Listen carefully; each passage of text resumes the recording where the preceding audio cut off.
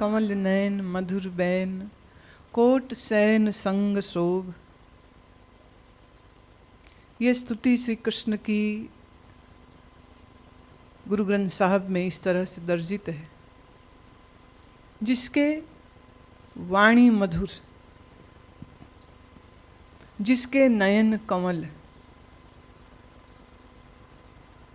जिसकी आंखें ऐसे जैसे दो कमल की पंखड़ियां आपस में जुड़ी हों, सुंदर। मधुर बैन, बैन माने वाणी, जो वो बोलते हैं वो मधुर सरस रसपूर्ण होती। कमल नयन मधुर बैन, कोट सैन संग शोभ। करोड़ों राजा महाराजा देवता जिसके आसपास खड़े हैं, जिसकी चाकरी में, जिसकी सेवा में हाजिर हैं, परंतु उसकी शोभा ऐसी है कि ये राजा महाराजा देवता ये इसके साथ खड़े होकर के इसकी शोभा नहीं बढ़ा रहे, बल्कि श्री कृष्ण के वजह से राजा महाराजा की शोभा बढ़ जाती, देवता की शोभा बढ़ जाती। कहत मात जसोद जिसे दही बात खाए जियो, जिसको माँ जसोदा लाड से कहती थी कि ले बेटे मेरे हाथ से तू दही चावल खा ले। वाहे गुरु वाहे गुरु वाहे गुरु वाहे जियो। ये स्वरूप तो वाहे गुरु का है, पर रूप एक समय पर, जो समय द्वापर का काल है, उस द्वापर के काल में उसी ब्रह्म का स्वरूप कृष्ण का रूप बनकर के प्रकट हुआ। ऐसी भावना से भविष्य पुराण, विष्णु पुराण और श्रीमद् भागवत पुराण, इस सब पुराणों ने सम्मति दी और उसी बात को अपने नवीन ढंग से गुरबाणी में भी गुरुओं ने श्री कृष्ण की उपमा को, उनके रूप स्वरूप को, उनकी लीला को, उनके शरीर की कांति सौंदर्य का वर्णन किया।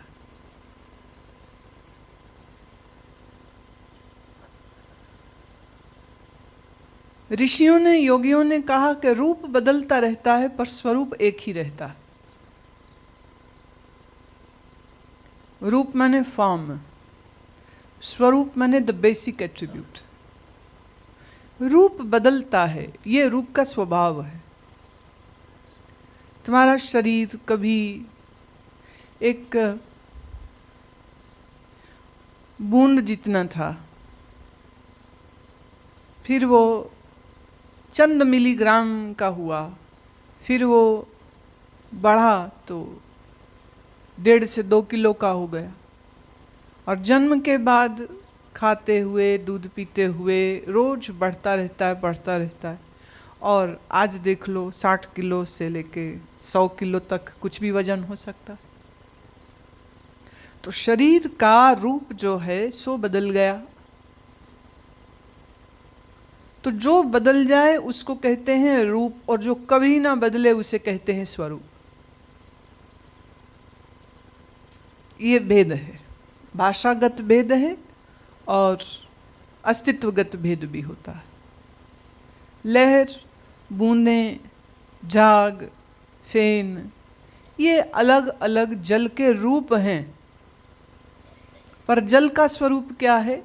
जो तरल है, जो शीतल है और जो पीने पर प्यास बुझाता है। लेकिन जल कितने ही रूपों में, लहरों में, छोटी बड़ी लहरों में और कभी कभी तूफानी लहरों में हमारे सामने प्रस्तुत होता है। पर रूप कोई हो, बूंद, लहर, झाग है, तो स्वरूप तो जल का ही है। स्वरूप जल का है, पर रूप चेंजिंग फॉर्म्स जिसमें हो रहे हैं वह माया रचित है, और जो स्वरूप है वो माया का भी आधार।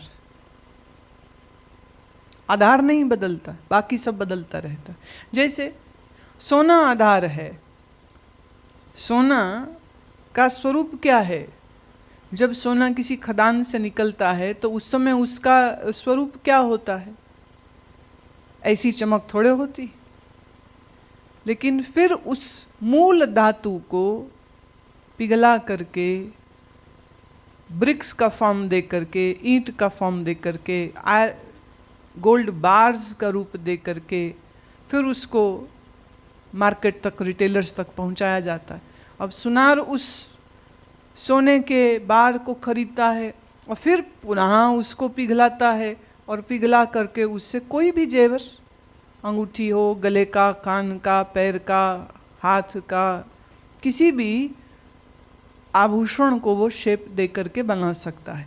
तो स्वर्ण का स्वरूप तो वही रहेगा, पीला, ठोस।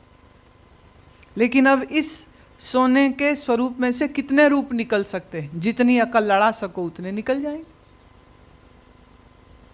शेप्स बनाने में कोई दिक्कत थोड़ी है। आपने एक चीज़ बनवाई, सोचो आपने कड़ा बनवाया, फिर आपको पसंद नहीं आया, आप कहते नहीं, इसको आप तोड़ो, दोबारा से बनाओ और इस डिज़ाइन का बनाओ।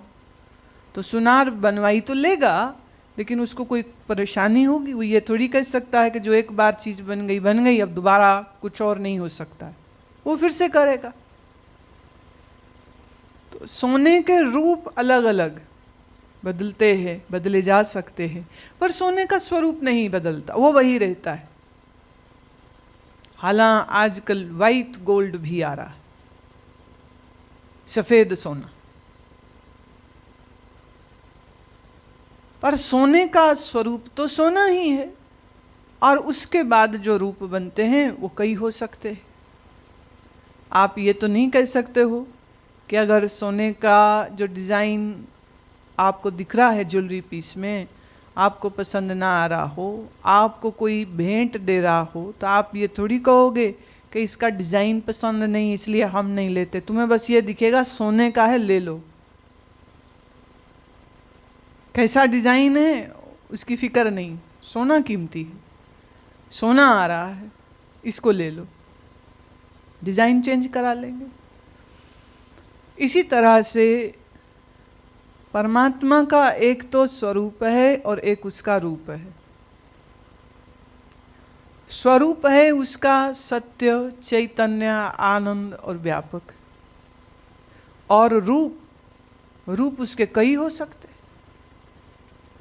हिंदू धर्म में अभी तक 23 अवतारों की पुष्टि है, ग्रंथों के अनुसार, हजारों वर्षों से जो चल रहे हैं उनमें 23 अवतारों की भविष्यवाणी थी कभी, और फिर धीरे धीरे सब हो गए। अभी 24वां कहते अभी बाकी है। 24वां कब होगा? बोले वो कलयुग में होगा। कई लोग कहते कलयुग तो चल रहा है तो अभी अभी हो जाना चाहिए। इस भविष्यवाणी का सहारा लेकर के बहुत लोग हिंदुस्तान में, कम से कम 3-4 लोग ऐसे हैं जो ऑलरेडी अपने आप को कली का अवतार बोलने लग गए। हम हैं कली अवतार। बड़ी भावनात्मक संस्कृति है। तो फिल्म एक्टरों को भगवान बना देते हैं, उनके भी मंदिर बना देते। तो ऐसे में कोई मनुष्य ये कह दे कि मैं ही हूँ वो कली का अवतार, तो लोग बड़ी जल्दी स्वीकार कर लेते। ऐसा ही होगा, सच ही कह रहे। क्योंकि जब कृष्ण आए, राम आए, तब भी कितने लोगों ने उनका विरोध किया था। तो अगर आज वाला कोई ये कह दे मैं कली अवतार हूँ और बहुत लोग विरोध कर दें, तो इसमें भी उनका फायदा होता है। देखा, ये मेरी ही पुष्टि हो रही है। और योग मार्ग में वो कहते हैं हमें क्या लेना देना, हमको ईश्वर से कोई लेना देना नहीं। हमें तो अपने प्राणों को समझना है, शरीर को समझना है, प्रकृति को समझना है। और जो इस शरीर, प्राण और प्रकृति को समझ रहा है, वो समझने वाला कौन है, वो जानने वाला कौन है, हमें तो उसको जानना। तो योग में भी ईश्वर उपासना को जगह नहीं। हालांकि ईश्वर प्रणिधान नाम से यम नियम में ऋषि पतंजलि ने एक बात फिट तो कर दी। ईश्वर शब्द एक ही बार आया है बस, उसके बाद वो भी ईश्वर प्रणिधान। ये नहीं कहा ईश्वर की उपासना करे, ईश्वर का नाम जपे, ईश्वर का दर्शन करे, ईश्वर की मूर्ति बनाए, वो तो कोई चर्चा ही नहीं, कहीं पर भी नहीं। गुरु नानक ज्ञानी हैं, गुरु नानक योगी हैं, सो उन्होंने भी निर्गुण निराकार परमात्मा की बात की है। उन्होंने उसके रूपों की बात नहीं की। कहीं कहीं उदाहरण दिए हैं, कहीं कहीं उदाहरणवश बात को कहा है, लेकिन उनका मुख्य रूप से जो ध्येय था, जो लक्ष्य था, वह उस ओंकार स्वरूप परमात्मा के बारे में बात करना, उसके स्वरूप का वर्णन करना। वो रूप की बात वो भी नहीं करते थे। इसी तरह कबीर, दादू दयाल, चरणदास, ये सारी संतों की परंपरा भी निर्गुण निराकार ब्रह्म की उपासक है, स्वरूप की उपासक है। रूप से उनको भी कुछ लेना देना नहीं। जो तुम पूजो पाथर को, तो हो पूजो पहाड़। अगर तुम पत्थर की बनी मूर्ति को पूजते हो, रूप को पूजते हो, तो मैं पहाड़ को पूजता हूँ। पहाड़ में कितने पत्थर होंगे, तो मैं उसकी पूजा करूं। क्यों? उसके ऊपर उगे हुए वृक्ष है, हमें खाने को फल देते हैं, छाया देते हैं, और इन वृक्षों के कारण, पर्वत के कारण हमारी जलवायु अच्छी रहती है। तो मैं मूर्ति की बनी छोटी सी कोई रूप की पूजा नहीं करने वाला। तुम करो, करूँगा मैं तो चक्की पूज लूँगा, नहीं तो पहाड़ पूज लूँगा, मैं मूर्ति नहीं पूजूँगा। अब एक तीसरा मार्ग है जिसे हम कहते हैं भक्ति मार्ग। भक्ति मार्ग में वो ये कहते हैं, देखो हम हैं रूप वाले, तो हमें निर्गुण का क्या पता चलेगा, तो हमें भी रूप वाला भगवान चाहिए। हमें निर्गुण निराकार से कोई लेना देना नहीं। जैसे ज्ञान अपने आप में, शब्द, ध्वनियाँ, इनके क्या रूप हैं? कुछ भी नहीं। पर तुम्हारे कान सुनते हैं और उस ध्वनि को सुन के तुम्हारा दिमाग उसका कुछ अर्थ निकाल लेता है। तो ध्वनि का भी एक आकार तो हो ही गया ना। आप सुनते हो गुलाब का फूल, तो ये शब्द सुनते ही तुम्हारे आंखों के आगे एक चित्र बन जाता है कि इसको गुलाब कहते हैं।